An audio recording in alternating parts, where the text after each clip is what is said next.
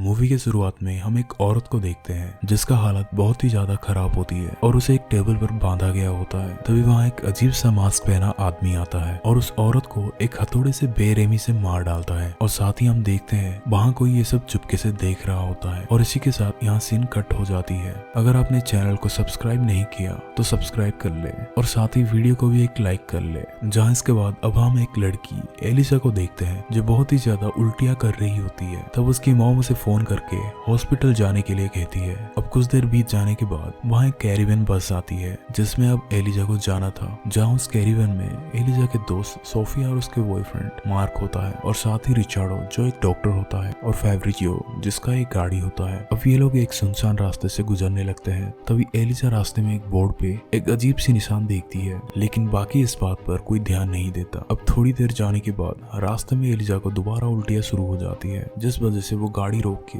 उल्टियाँ करने लगती है। अब मार्क नशे में होने के बावजूद गाड़ी चलाने लगता है। जब रात हो जाती है उसे गाड़ी चलाते वक्त नींद आने लगती है, जिसके बाद वो हाई वॉल्यूम करके म्यूजिक चलाने लगता है ताकि उसकी नींद काबू में रहे। और फैब्रिजियो भी नशे में धुत होके उसके साथ बातें कर रहा होता है। तभी रास्ते में इन्हें एक बकरी दिखाई देती है और उसे बचाने के चक्कर में फैब्रिजियो गाड़ी की स्टीयरिंग जंगल की ओर घुमा लेता है। अब जिस वजह से उनकी गाड़ी एक पेड़ से टकरा के एक्सीडेंट हो जाती है। अब सुबह जब एलिसा की आंखें खुलती है वो मार्क को काफी जख्मी हालत में पाती है, जिसके बाद वो मदद के लिए एम्बुलेंस को कॉल करने की कोशिश करती है, लेकिन वहाँ सिग्नल ना मिलने की वजह से कॉल कहीं भी कनेक्ट नहीं हो पाती। जिसके बाद अब रिचार्डो एलिसा को रास्ता ढूंढने के लिए कहता है, लेकिन ये लोग रास्ते के आसपास भी नहीं होते। वो लोग एक घने जंगल के बीचों बीच फंसे होते हैं। अब ये लोग अपनी गाड़ी से बाहर निकलते हैं, जहाँ वो देखते हैं वो लोग एक खुले मैदान में है और पास में ही उन्हें एक छोटा सा घर दिखाई देता है, लेकिन उस मैदान के चारों तरफ घने जंगलों से भरे पेड़ ही पेड़ होते हैं। अब वो लोग इस छोटे से घर की ओर मदद मांगने के लिए जाते हैं, जहाँ सोफिया उस घर में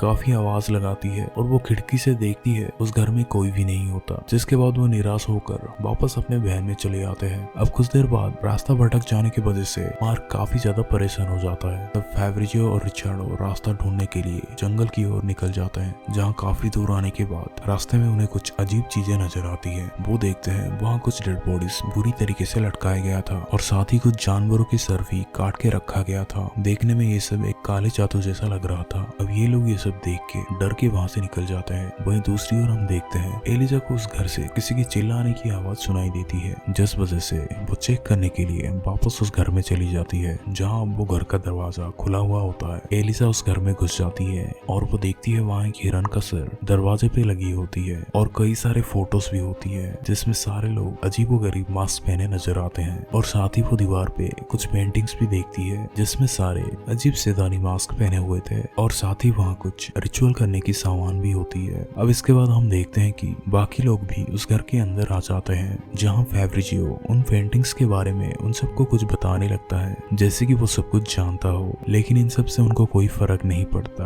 वो लोग डिसाइड करते हैं कि आज रात वो लोग इसी घर में रहेंगे। फिर जब रात होता है फैब्रिजियो हल्का होने घर से थोड़ी दूर जंगल के पास जाता है, जहाँ वो देखता है दो लोग अजीब सा मास्क पहने उसके सामने खड़े थे और अपने मुंह से कुछ अजीब सी आवाजें निकाल रहे थे, जिन्हें देख के फैब्रिजियो वहाँ से तुरंत भाग जाता है। दूसरी ओर उस घर में रिचर्डो को कुछ अजीब सी आवाजें सुनाई दे रही थी और वहीं एलिजा और सोफिया घर में चारों तरफ छानबीन करने लग जाते हैं और वहाँ उन्हें एक तहखाने का दरवाजा मिलता है जो कि घर के ऊपर की ओर होती है। तभी वहाँ फैब्रिजियो पहुँच के उन्हें उन मास्क मैन के बारे में बताता है और उन्हें उस तहखाने के अंदर चलने के लिए कहता है। और जब वो सारे लोग उस तहखाने के अंदर आते हैं तो वहाँ उन्हें एक बच्ची नजर आती है जो एक घोंसला जो झाड़ियों में बनी होती है उसके अंदर होती है। और तभी वहाँ उन्हें बाहर एक सायरन जैसी एक डरावनी आवाज सुनाई देती है और साथ ही वहाँ एक रेड लाइट भी जल जाती है। जब वो लोग वहाँ उस खिड़की से बाहर की ओर देखने लगते हैं तो वो देखते हैं कि कुछ लोग मार्क को घसीटते हुए उस घर के अंदर ले आते हैं और एक टेबल में बांध के उसके दोनों पैर एक हथौड़े से तोड़ देते हैं और साथ ही उसके दोनों आंखों को एक मशीन से फोड़ के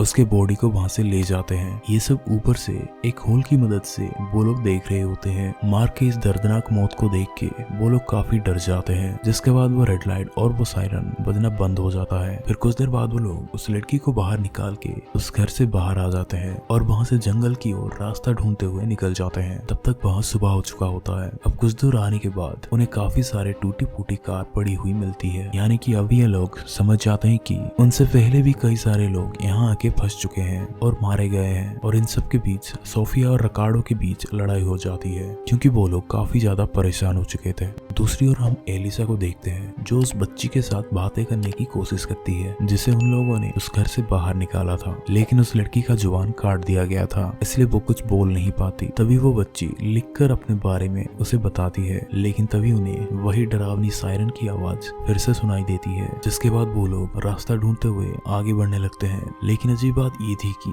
वो लोग रास्ता ढूंढते ढूंढते वापस उसी घर के पास पहुंच जाते हैं और अब वो लोग देखते हैं कि वहाँ उनकी गाड़ी भी गायब थी, जहाँ उन्हें अब कुछ समझ में नहीं आता कि अब वो क्या करे। इसलिए वो लोग छुपने के लिए वापस उसी घर के अंदर चले जाते हैं। अब जैसे ही रात होती है वो लोग ड्रिंक करके एक दूसरे के साथ बातें करके वहीं पे ही सो जाते हैं। अब कुछ देर बाद आधी रात को उन्हें वही डरावनी आवाज सुनाई देती है, जिसकी वजह से एलिसा उठ के बाहर जाके देखने लगती है और अब की बार जो वो देखती है उसकी बिल्कुल होश उड़ जाती है, जहाँ कई सारे मास्क पहने लोग उसके सामने खड़े थे और साथ ही वहाँ एक बड़ा सा बिना सर वाला पुतला होता है, जिसके नीचे एक तरफ सोफिया और दूसरी तरफ रिकार्डो बंधे होते हैं और बीच में वही छोटी बच्ची जो एक घोंसले के अंदर होती है। तभी पीछे से फार्विजियो आके उसे घर के अंदर ले आता है और दरवाजा बंद कर देता है। तभी वो लोग खिड़की के जरिए देखते हैं कि ये लोग एक खतरनाक रिचुअल कर रहे थे, जिसमें सारे लोग अपने मुंह से अजीब तरह की आवाजें निकाल रहे थे, जहाँ अब वो लोग एक हथियार गर्म करके सोफिया के आंख और रिचार्डो के कान काट के उस मूर्ति के चेहरे में लगा देते हैं और उन दोनों का गला काट के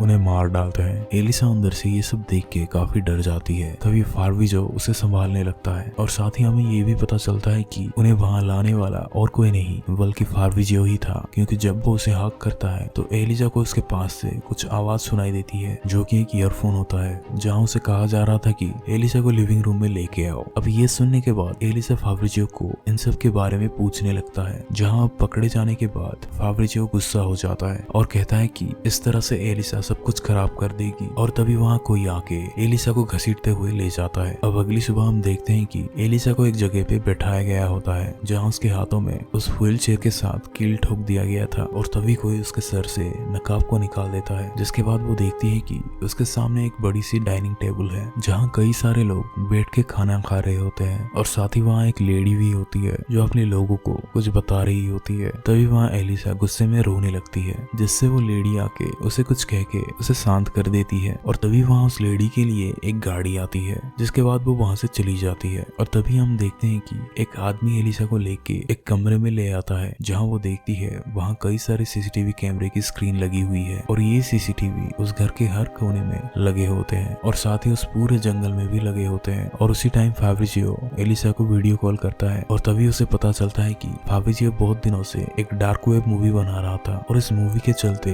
बेवजह उसने बहुत सारे लोगों को मार डाला है, क्योंकि ये सब उसके व्यूअर्स की एक डिमांड होती है। अब उसकी बात सुन के एलिसा बहुत ही ज्यादा रोने लगती है। अब वीडियो कॉल खत्म होने के बाद कील ठोकने के बावजूद वो किसी तरह अपना हाथ उस चेयर से निकाल लेती है और उस घर से बाहर आ जाती है और आके एक बहन के पास पहुंचती है, जहाँ फाब्रिजियो और सियारा बैठ के कुछ बातें कर रहे होते हैं। सियारा वही बच्ची होती है जिसे उन लोगों ने उस घर से बाहर निकाला था और उसकी जीभ भी सही सलामत थी। दरअसल वो भी उन लोगों के साथ मिली होती है। अब ये सब देखने के बाद एलिसा एक गन लेके आती है और उस बच्ची को शूट करके मार डालती है, जिसके बाद फाब्रिजियो अपनी जान बचाने के लिए वहां से भागने की कोशिश कर रहा होता है, लेकिन तभी एलिसा उसे भी गोली मार के खत्म कर देती है और उसके कैमरे को बंद कर देती है। जिसके बाद वो जंगल में रास्ता ढूंढते हुए जा रही होती है। तभी उसे वहाँ एक बच्चा दिखाई देता है और वो उस बच्चे का पीछा करते हुए जंगल से निकल के एक बीच में आ पहुंचती है, जहाँ उस बीच में कई सारे लोग होते हैं और वो लोग एलिसा को देख के उसकी वीडियो रिकॉर्ड करने लगते हैं। जिसके बाद हम देखते हैं कि